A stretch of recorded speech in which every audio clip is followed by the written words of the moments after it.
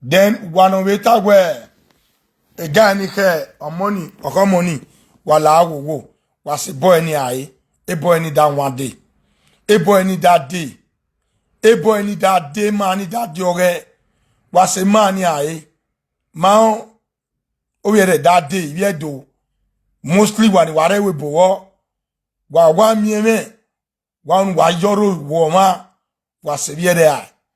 Dogeru walan wamu eruwala why eruwala dano pa one no eti do tagwe eruwala ya we DNA no na eruwala wa abo ha eruwala abo ha eruwala ni wageni wa ma jogbo wa ma said wa nuwana wa go ewe por wa gwa ekene eruwala to tagwa so wa ti to taiba wa ti se ba ga ti wonu we to taba yen wa eruwala ve yo ona wala de eruwala na gbala de wa wege ke wa na akoni ta ko ra kon ke wa na me titi asa ge ba kon eruwala wa ya zokan o wa ya zope elebo de eruwala je wa se ba ne then where if your boy we bonai then where if your boy where can eruwala like la where we ya make la fair you buy it titagwi then you have a blood test in anybody you buy it nobody can force him. Oh, we came out 2 no are 2 sagbona diawe no are tiladi oh we who I don't try to force her. We're not having blood test or not blood test, my brother. Evidence you. When they are saying something, it must be evidence. Evidence lele. When you say you ma ko ma be gbona. Èmi na se u pe ba gbona to wa gbọ́ràn. We are me most self. We are me most emotion. We are see we are o mo na kwa ko wi me. Wo bi o be ri o. Ọmọ nu ba si yo si le ni o ke na mo ene. O me mo pa ni me bi me no de. Ni me no de ma ya to ma. Ina o ije o wa ko wi me o. Ona e pardon we o wa ko wi na lagbo ni. E mo ri wa bi o e. Mo ri wa bi o a. Me ba no wa ki me ro ni me je na. Bi awa mi be ba o ri me no. Awu je mo bi o. O kwa ri o na ko na, e de no pa ko na. E die no pa ka ti tagwe. E re kwa la wi e we die ne. O ko no wi a we nene mi o ma kan bo. E na tagbera na we gbe so ata.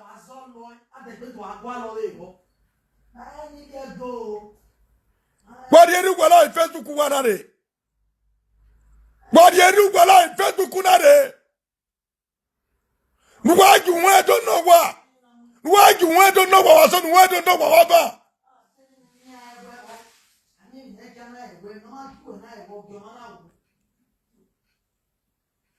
Oh, say destiny learn one. Hey, backward learn one. We don't need one learner. Hey, one like hey. We don't need one learner. Okwe Facebook imano ya kwalo be Facebook ochona we don't need learner ni ema. Wa ya kwali ga ni ado wa yemie. Nyina ye te presenter wo eto owo a. Wo ete bagwa owo a. E destiny owo a.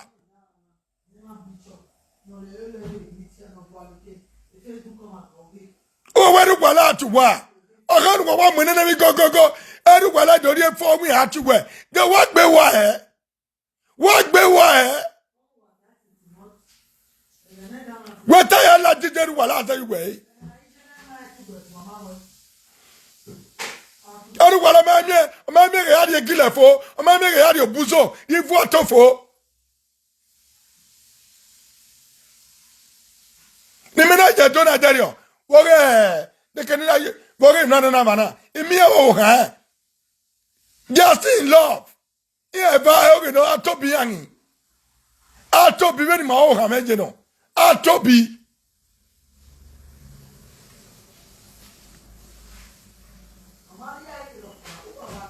Talo. And why?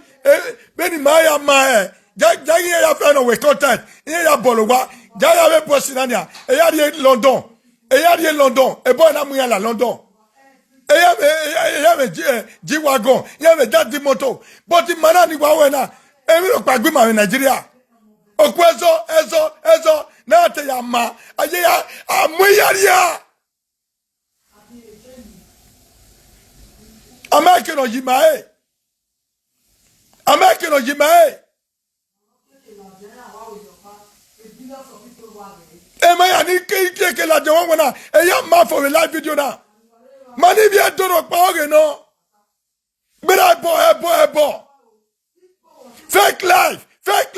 Enta do ya eya gbegbe here.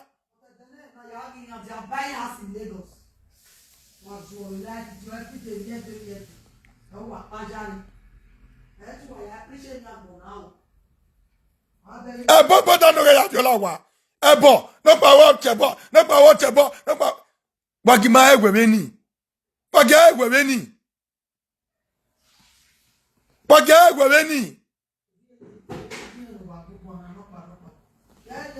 Erugwala memio ebedo. Erugwala big fish no. Big fish. Kwa masikaru wala wa siko big fish no. Yo wala me mami wewe doa. Ma we ma de. Una to de moto. Ma we woni ne mana do mi egbe be biku. A big fish okwo ayani big fish. Was a supply road. Yago wa supply road. Yago wa neru wa. My brother. Wa severu wala. Ye wano nya na manya but wase you cannot force anybody to go and do DNA. Wa do bomu harawene o ma force we.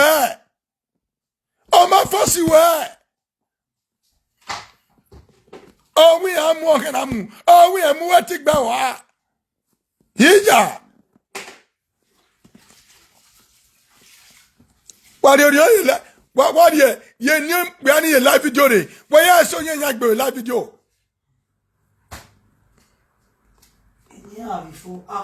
Akwe egbe so content of market yan le lai o yan wa we then I wo gwa kekan yan na we for just 2 seconds a billions of people o sa fier ma de sa fier. Yes. Igweru wala gwa live video. But it is past. But ogbera ne. It's long. That was 2020. In 2020. Mamu me je gwa live video. In 2020 ye jena. Eru wala ma che bo ni me. In 2020 ye jena. Agani ye jena. Oni gwe no. Ne ya wo ne emudia. Ne ya wo ni e. We aga gwe ma ye ri bai. Okay. Gbo gwe ma ye gwe wa. Eru we gbe wa. Pikin. De Pikin we hin. Gwa ma gwe wa. We gbe wa. I'm making an agree. Oh, don't agree. I'm all come with one. No, I cannot be summer. I can't go back. I'm only okay. No, what's up when I will bomb my yaw. And I'll be seen on Lagweg Bear. As I am on Lagweg Bear.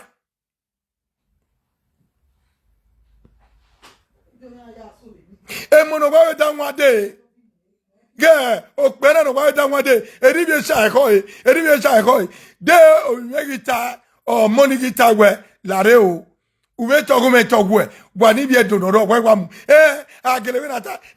Okuo na hin.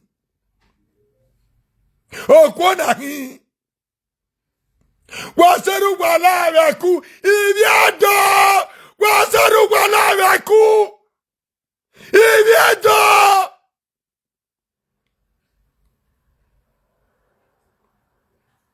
Tutorial mi lati. Imi ni o ga gbon. Economy an wa imo la e we ya pere. O le le we ya pere. O gbon keke we ya pere. Why not if you ne body go ne no ya all those things. Well, we are with the same thing. Yeah, wait the same thing in your door. Saga. Ekinana chabo. Saga. Facebook woman you see. Oma Omasho manye mi lopa. Facebook ma buy it. Yeah, I will go not over my not there. I will go get Facebook here. Go England. Go England. Omo Benedo. Social media. Makala jaheya. But get me with the nana. Yeah, Boba, banana island. Wow, ya do. Bilana mu ya do boto. Erugwala no wa. Unwerugwala no wa. Who beat them before? Nice beat them. Who felt talking matter before? Nice they talk and so. Which year they do that one? That one never passed. Obiera bi jaguya. Obiera bi jaguya egwe. Obiera bi jaguya egwe. You beat her before. Omo na ya bi ene we ya gbe ni omo nwane. Omo ni omo za kon omo la school ne. Again ya yeje na. If no say corona. Ah, come ame yegui aye dolo. Coronavirus more than 2020 aye na. Again coronavirus more gbera ne. People una also na guessing some of una brain dey leak for back. Ah, wale no ugwa. Are we bo wa aganya. Ibiado. No je gwe gbeta mi rugwala. Owo family. Wa anyuene woge ke pana anyuene o ma gbebe na tewe. Do na biene. Ona wi ado we DNA Don't have a time with you. What is Bewa? What is here? What is in la rue? No, we can't see sheep priest. Why the chief priest were? No one I phone no wa. If you do. Why when you no move on the social media? Why they women are Moreta way on the video ni na igwa una? Oh, ugwa! And why do you have the kid by in social media? See a bubani yet ya wagwano. Eme itamu wa denena. Uga ye were gbete meru wala. Be live video na. Oma me no we wa so. Una teme no mao. Una teme ogi jare o. Una teme oge ogogo. Agbon wa mi gogo. O. Wonu do teme oge da. Oma si ye we gbe. Veve gyo wa we hin adiana afiari abi. O wa wenu je veve hin ano adia because o ma si yo egbe o yere. O ma si yo egbe. Ye to. He destiny me na hina. E bagwa me na hina. No we to a. O lenu wane ni ade bagwa lenu wane. O we lenu wane. O le. O no lenu wane na dia. Now Obiera eko pa eko la woge o eko win the government ne no pa ori na wodo why ye daga ya tunia why ye daga etc ami mada ai ni fue delene wasiana wasibiedo in short ibiedo wasia let everybody progress. Every year, don't let them progress. Never will progress. No, do more is Dwara will my progress. You were lady. Why do you lady? No, he think me that yet I am moisty. I have your good no matter your wear. I have your ponoma my wear. Oh, never go yara better Jenny. Eggiano. Oh, you never care Jenny. Ah, you were not 19. Mama ni we e gwa so o we e gwa ba to ye yore o we e gwa ba fa o we e gwa be di amune o se no mani se ni ki o wai Iye Gloria ojo igbunoba iye Melissa onya eni nuda yomo isi yan obie bo adio wa we do vie good we no vie good we agbon ya oni ne o aviore except one already born in Nigeria oje ya hin owo e Don't abo oje ya hin ogo e. Ogbe egede. Oje. Igwe the German police ka wo yan e. Even the German police working on it. Oh, John, no, but any police in Weather. Oh, will be arrested Abuja, you know, direct. Abuja. Eh, man, Timmy and Aladia. Oh, Timmy and Manaladia, yeah, and they go to that. Mention ye go. Mention ye make it deco go. And deco Alajaba go to that. Oh, John, you arrested. Don't we have to go to the Palace, not of the ball. And deco Alajaba go to that. And deco Alajaba go to that. Meneti Mofi. Meneti Mofi. Hey, ba nwagi yen. Me amugba, me asiotimo gwane. Otimo eta woke. Avyo we godi wege. Okay, when you adegwa. When you adegwa, yema wi adegwa, ay police akwa, wuli ya hia. Na ke when you awegbe. Me, e lo efe. E lo efe. E godi me. E lo efe. They are working hard and from their own money. They are sweating for their ego. Mama, me go on social media. I'm always get social media.